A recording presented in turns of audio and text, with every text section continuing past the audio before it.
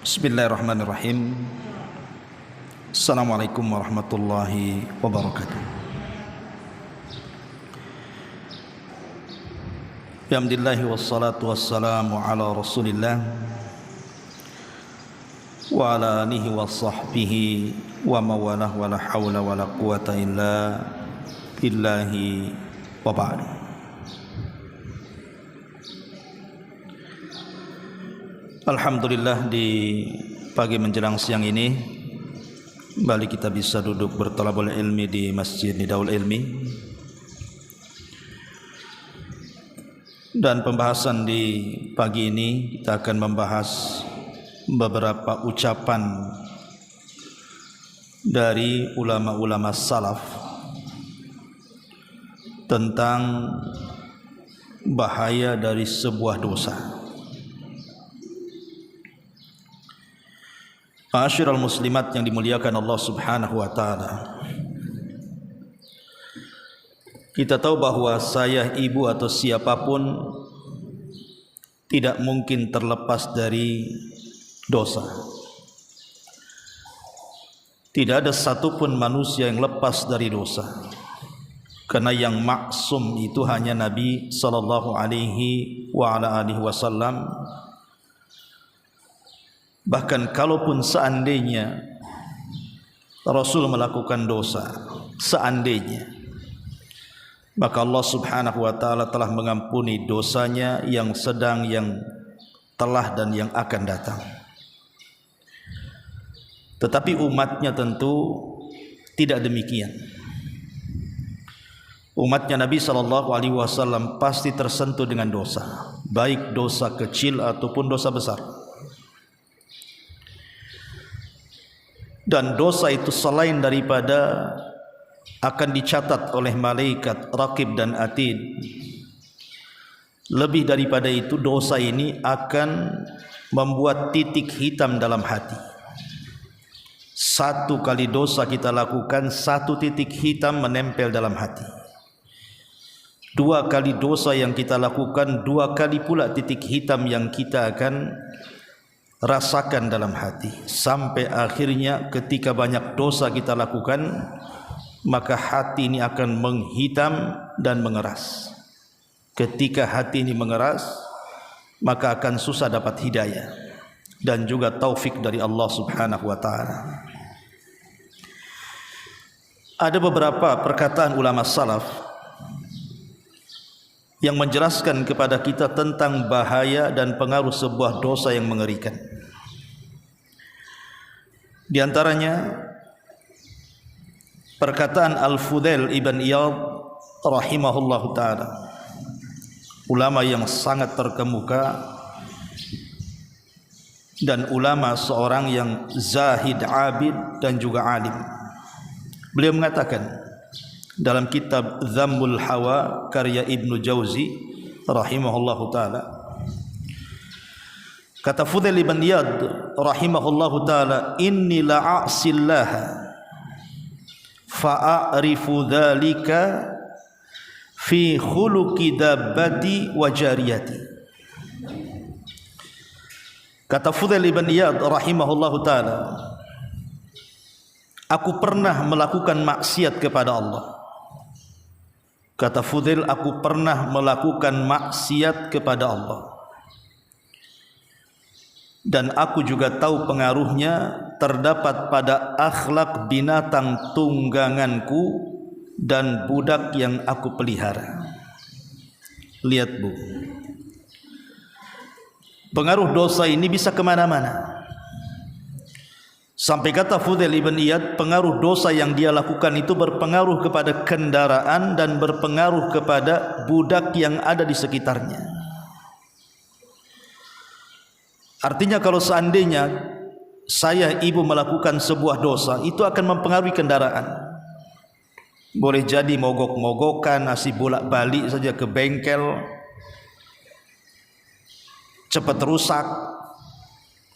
Ataupun mungkin peralatan di rumah gitu kan, baru beli kompor gas rusak terus, baru beli dispenser kebakar, baru beli kulkas nggak dingin, dan begitu seterusnya. Jadi pengaruh dosa itu bisa masuk ke perabotan. Rumah cepat rusak, retak-retak, bocor-bocor dan begitu seterusnya. Ataupun kepada manusia. Kepada manusia mungkin anak-anak kita tidak berbakti kepada kita. Nakal, na'udzubillah. Susah diatur. Diuji oleh Allah Subhanahu wa taala dengan tetangganya, diuji oleh Allah Subhanahu wa taala dengan pembantunya, dan begitu seterusnya. Jadi pengaruh dosa ini kemana-mana. Makanya kalau seandainya Allah takdirkan di antara kita ini boleh jadi punya perabotan kok cepat rusak, kemudian juga punya anak kok nakal-nakal, cobalah introspeksi. Jangan-jangan itu dosa yang kita lakukan. Ini menurut Fudail Ibn Iyad rahimahullahu ta'ala. Kemudian yang kedua, perkataan Sulaiman At-Taimi rahimahullahu ta'ala yang dicantumkan dalam kitab Safwatus Safwa karya Ibnu Jauzi. Beliau mengatakan, innar rajula la yusibu dzamba fis sirri fayusbihu wa alaihi madallatuhu.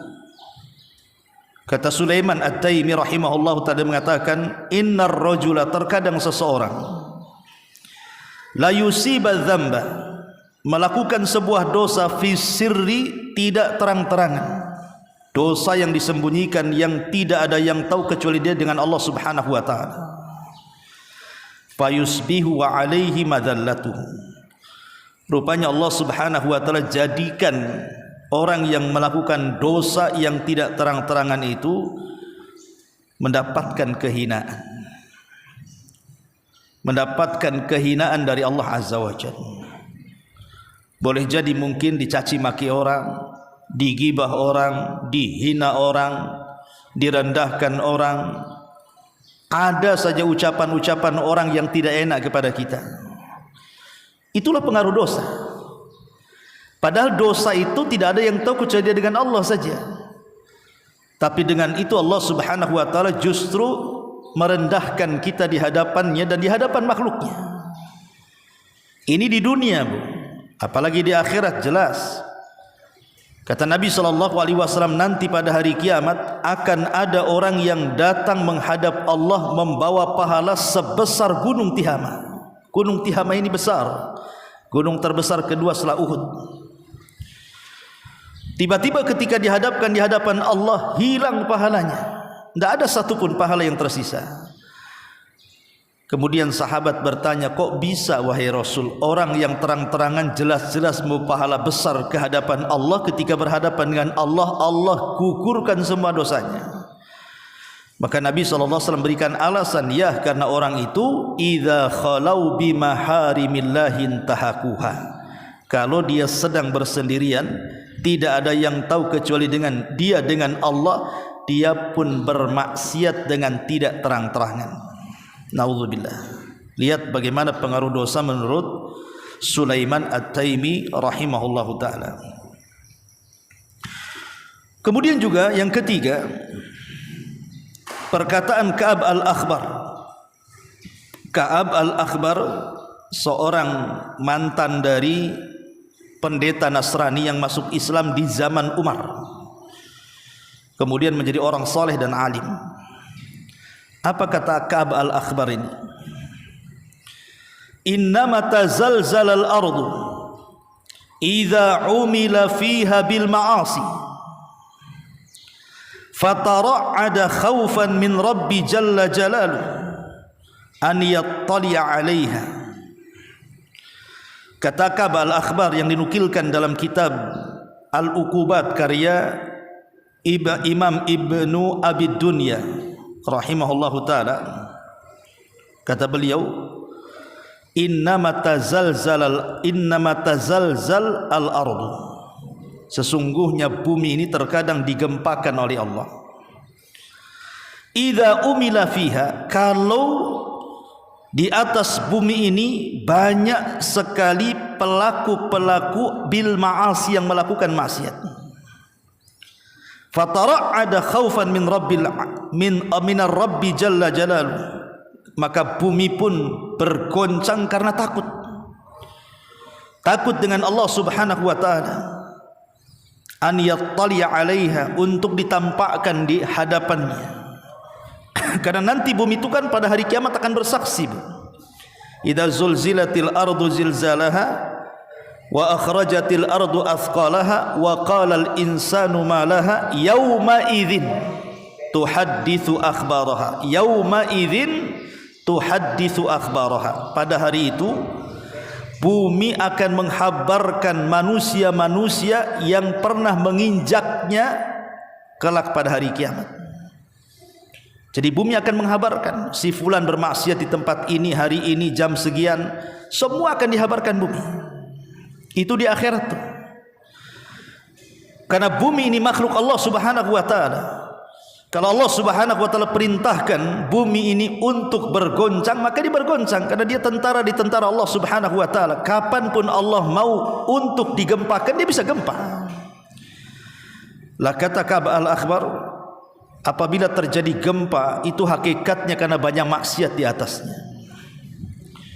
Ada sebagian peneliti bahwa gempa itu karena terjadi geseran lempengan yang ada di bawah bumi. Betul, itu memang sebab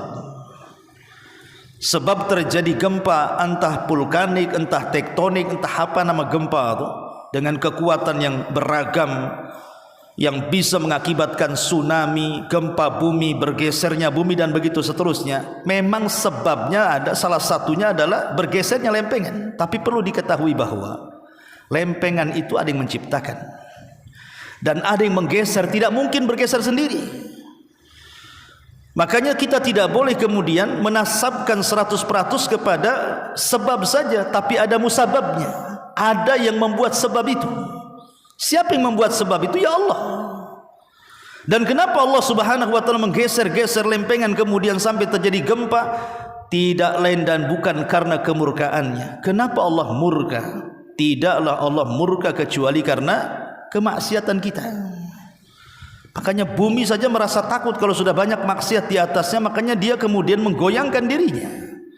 Itu menurut Ka'ab al-Akhbar rahimahullahu taala. Lihat bagaimana dampak sebuah maksiat, kata Ka'ab al-Akhbar rahimahullahu taala. Kemudian juga dikatakan oleh Al-Hasan Al-Basri. Hasan Al-Basri ini pemimpin para tabi'in, generasi kedua setelah sahabat. Dan ucapannya itu penuh makna, dinukilkan banyak para ulama, sampai-sampai orang mengatakan ucapan Hasan Al-Basri seperti wahyu. Karena ucapannya itu penuh dengan untayan-untayan, mutiara-mutiara yang hampir mirip dengan ucapan Nabi. Dan itulah hikmah yang Allah berikan kepada siapa yang dikehendakinya. Salah satunya Allah berikan kecerdasan kepada Imam Hasan Al-Basri. Apa kata Imam Hasan Al-Basri rahimahullahu ta'ala? Beliau mengatakan, innal mu'mina la yusbiha illa khaifan wa la yuslihuhu illa dhak li'annahu baina dhanbaini dhanbun madha la yadri kaifa yasna'u Allahu fihi wa ajil aw qala akhar la yadri ma kutiba alaihi fihi. Kata Imam Hasan Al-Basri, seorang mukmin la yusbihu illa khaifa, tidaklah datang di waktu pagi kecuali penuh dengan kekhawatiran. Ada seorang mukmin itu di pagi hari itu kondisinya khawatir saja. Entah apa yang dikhawatirkan, pokoknya khawatir, was-was. Entah dengan kesehatannya, entah dengan ekonominya, entah dengan muamalahnya, entah dengan bisnisnya, ada kekhawatiran itu. Wala yuslihuhu illa dzak, dan tidak bisa diperbaiki, susah untuk diperbaiki. Boleh jadi itu karena dua dosa antara dia dan dosa itu. Apa dua dosa yang mengkhawatirkan kita, yang menjadikan hidup kita tidak tenang, hidup kita selalu bimbang, hidup kita selalu stres, gundah gulana, pokoknya timbul kekhawatiran? Maka kata beliau, boleh jadi itu karena dosa yang telah berlalu, yang kita tidak tahu bagaimana Allah Subhanahu wa ta'ala kemudian membalas dari dosa-dosa itu, atau dosa yang lain yang kita tidak tahu apa yang Allah Subhanahu wa taala catat tentang dosa itu. Karena manusia itu kan mudah lupa, Bu. Jangankan cerita sebulan, setahun yang sudah berlalu, seminggu kemarin saja kita sudah tidak tahu apakah kita ini menzalimi orang dengan ucapan kita, menggibah orang, menghina orang, baik diketahui atau tidak. Kita ini mudah lupa. Makanya nanti pada hari kiamat itu salah satu kekhususan hisab adalah memori yang pernah hilang di bumi dikembalikan. Jadi nanti di akhir itu semua memori akan dikembalikan itu. Kita akan ingat sejak kita akal balik sampai kita wafat, kita ingat betul rinciannya supaya disesuaikan dengan catatannya. Tapi di bumi ini ingatan kita terbatas. 1 minggu yang lalu saja kita tidak tahu apa pernah mukul orang, pernah gibah orang, pernah caci maki orang, pernah mengambil hak orang, dan begitu seterusnya.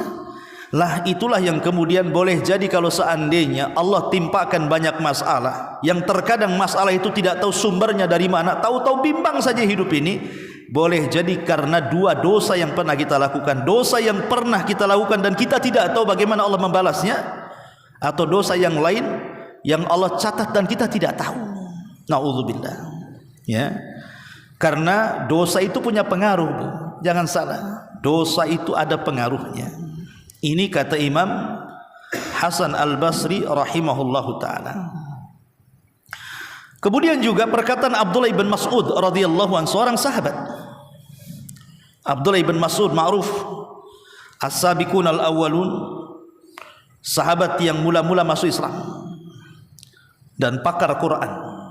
Kata beliau, innal mu'mina yara dhunubahu ka'annahu qa'idun tahta jabalin yakhafu an yaqa alaihi, wa innal fajira yara dhunubahu kadhubabin marra ala anfihi faqala bihi hakadha. Kata Abdullah bin Mas'ud radhiyallahu anhu, seorang mukmin apabila dia melihat dosa-dosanya, maka seolah-olah dia duduk di bawah gunung yang hampir meletus.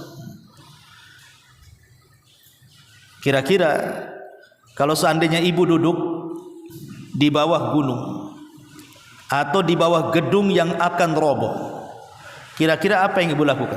Pasti ibu akan lari. Lari sekencang-kencangnya biar tidak kena letusan gunung atau terkena runtuhan gedung kan, Bu? Itu pasti, itu secara fitrah pasti lari. Lah itulah seorang mukmin seperti itu.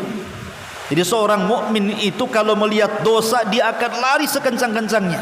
Dia tidak mau dekat-dekat, lewat saja tak mau. Ya. Jadi begitu harusnya. Jadi kalau ibu nih nampak ada majelis gibah nih, udah kumpul 1-2 awalnya yang ngobrol biasa-biasa saja, kok lama-lama membicarakan orang, membicarakan kawannya, tetangganya, maka seorang mukmin langsung cabut, Bu, dari situ. Kalau tidak bisa menasihati kawannya, cabut dari situ. Nggak mau, ini sudah nggak beres nih obrolannya nih. Tadi ngalor ngidul ngetan ngolon, nggak ada lah cerita-cerita orang ini. Oh sekarang ini sudah kemana-mana ini. Lah ini seorang mukmin kalau sudah nampak ada dosa, pergi dia. Jangan diam di situ apalagi menikmati. Itu kata Abdullah bin Mas'ud radhiyallahu anhu. Wa innal fajir, tapi orang jahat, yara dhunubahu kadhubabin marra ala anfihi faqala bihi hakadha. Tapi kalau orang jahat, orang fajir, orang zalim, dia melihat dosa itu seperti lalat yang menempel di hidung. Kalau ditepak datang lagi, diusir datang lagi. Seperti itu. Nyeselnya itu sebentar saja. Ibu duduk di majelis taklim, kemudian habis taklim selesai tak balik, ngumpul-ngumpul, gibah orang pula di situ. Tahu-tahu kata Ustaz tak boleh gibah ini, sudah yang lain saja. 2 menit setelahnya gibah lagi dia. Padahal dia tahu itu. Ya. Nah itu orang fajir itu kenapa? Karena dia tidak mau pergi dari situ. Dia anggap gibah itu perbuatan remeh, padahal itu dosa besar itu. Nah, itu ibu, itu orang fajir itu kayak gitu tuh. Makanya hati-hati. Ya, seorang fajir itu kalau melihat dosa itu seperti lalat yang diusir datang lagi, diusir datang lagi. Dia tidak tobat-tobat, Bu. Dia bukan tobat, dia tomat dia. Habis tobat kumat, habis tobat kumat. Nah, itulah seorang fajir. Nauzubillah. Ma'asyiral muslimat yang dimuliakan Allah Subhanahu wa taala. Kemudian juga Aisyah Ummul Mukminin radhiyallahu anha mengatakan, apa kata Aisyah radhiyallahu anha Ummul Mukminin zaujatun Nabiyina sallallahu alaihi wasallam? Aqalludz dzunuba, sedikitkan oleh kalian dosa.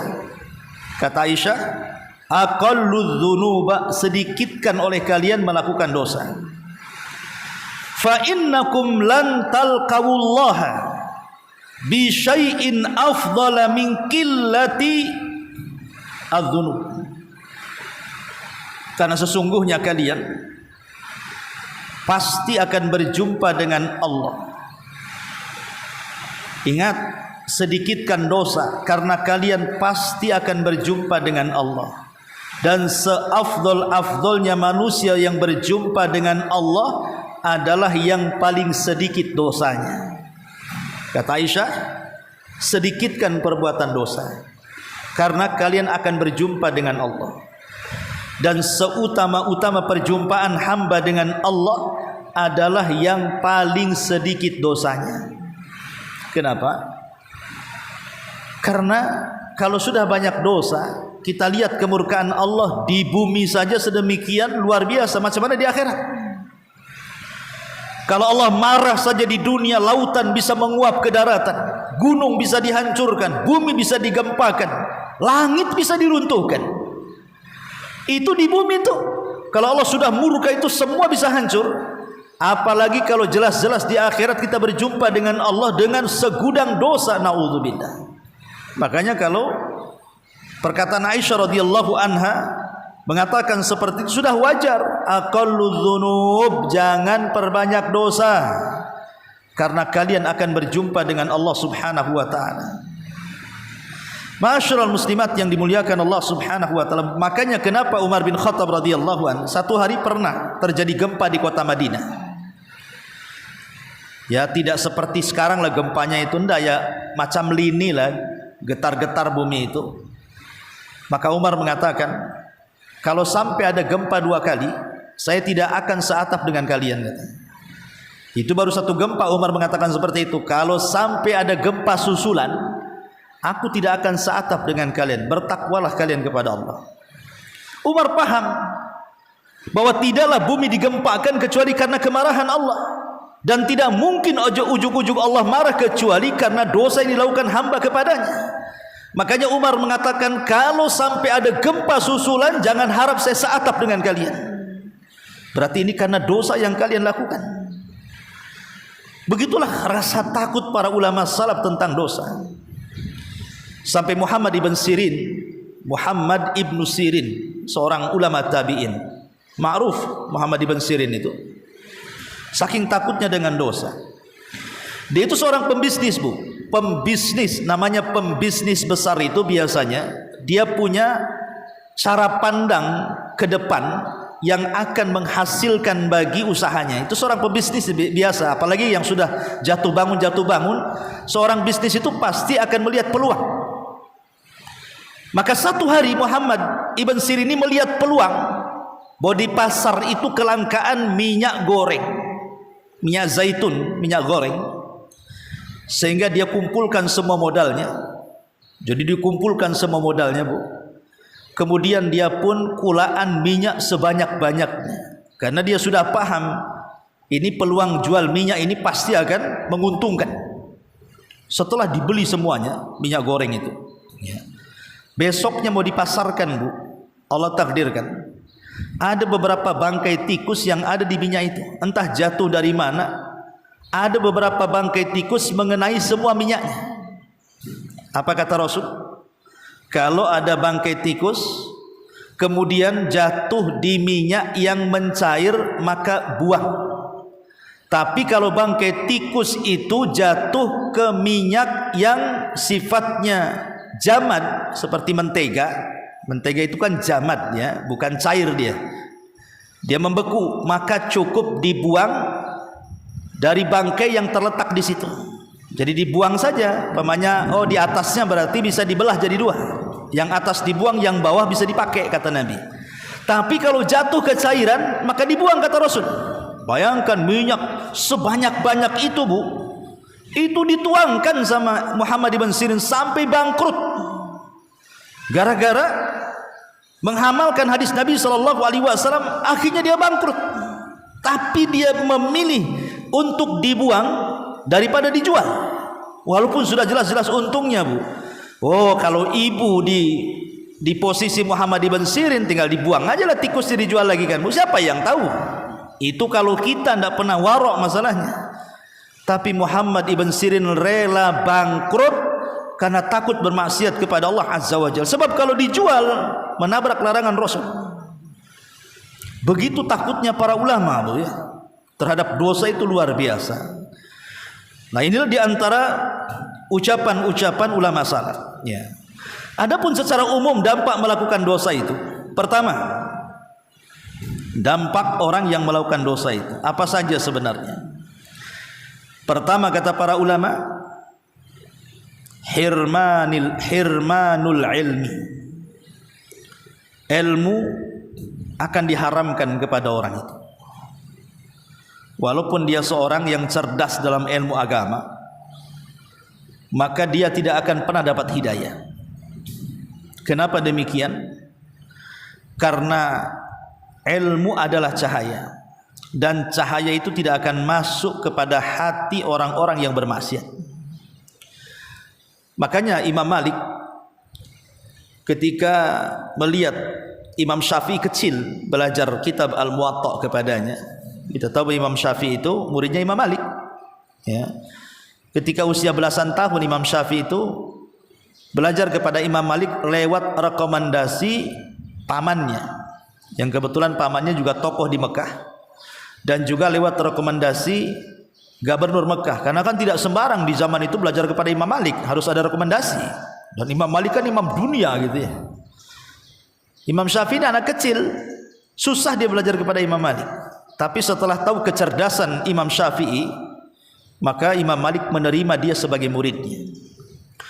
Setelah lama belajar, maka tampaklah kecerdasan Imam Syafi'i bahwa anak ini bukan anak biasa, dia cerdas di atas rata-rata.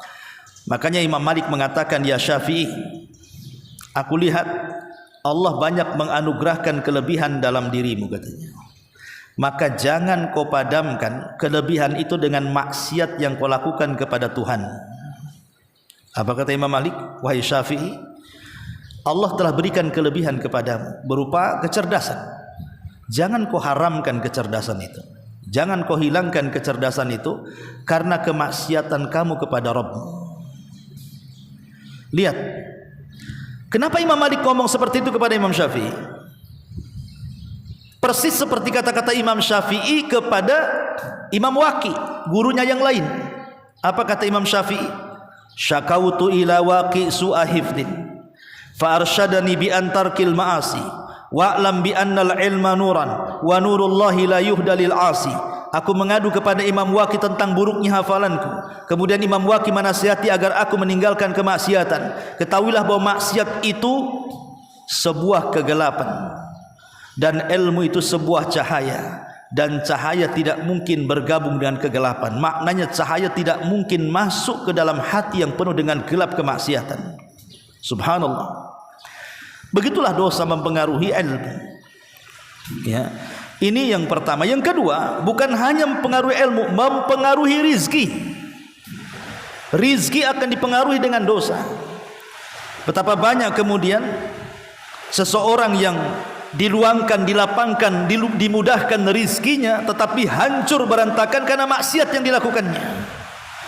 Atau boleh jadi secara nominal tidak berkurang rizki itu, mungkin bertambah, tapi berkahnya tidak ada.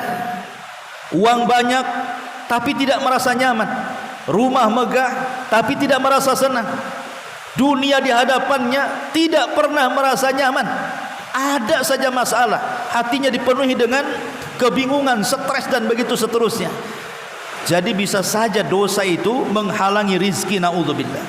Kemudian yang ketiga, dosa itu bisa mempersulit urusan-urusan.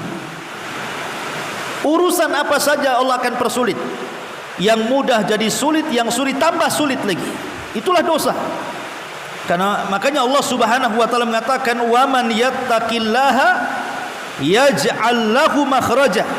Siapa yang bertakwa kepada Allah, Allah mudahkan urusannya. Kebalikannya, siapa yang tidak bertakwa alias melakukan dosa, berarti Allah persulit kehidupannya. Naudzubillah. Nah, inilah pengaruh-pengaruh dosa. Gak tahu ibu dengar nggak ucapan saya? Padahal sudah urat sayap keluar semua. Kayaknya nggak dengar bu ya. Ini hujan makin deras. Jadi ucapan saya takut nggak dengar.